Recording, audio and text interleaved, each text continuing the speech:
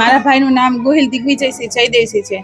એ Ghogha police સ્ટેશનમાં head constable તરીકે ફરજ નિભાવતો હતો અને પીએસઆઈ ગોસ્વામી સાહેબના કારણે મારા ભાઈને એટલો માનસિક ત્રાસ સાહેબ આપતા હતા કે જેના કારણે તારીખ 22/1ના કારણે મારા ભાઈએ અવળું પગલું ભરી અને પોતાનું જીવન ટૂંકાવી દીધું છે.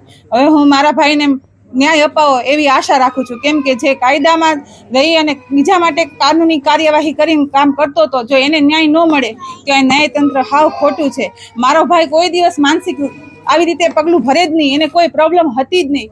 સાહેબના કારણે, એના પ્રેશરના કારણે મને ફોન કરીને કહેતો હતો અને છેલ્લે એને આવું પગલું ભર્યું ને ત્યારે એને મને ફોન કર્યો કે દીદી હું આ જાઉં છું, મારી બધી વિગત મારા ગાડીમાં હશે. મારા ભાઈની ગાડી, મારા ભાઈનો મોબાઈલ અને મારા ભાઈના બધા ડોક્યુમેન્ટ્સ એના સાહેબ પાસે છે.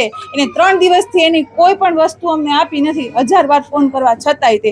અને એવી કામગીરી મારા ભાઈને આપતો હતો કે મારા પપ્પા રિટાયર્ડ પોલીસ છેમાં હતા, એ છતાંય મારા પપ્પાએ એને બધાય કાગળિયામાં કામમાં બધામાં સપોર્ટ કરી અને એના ભેગું નોકરીમાં જવું પડતું હતું.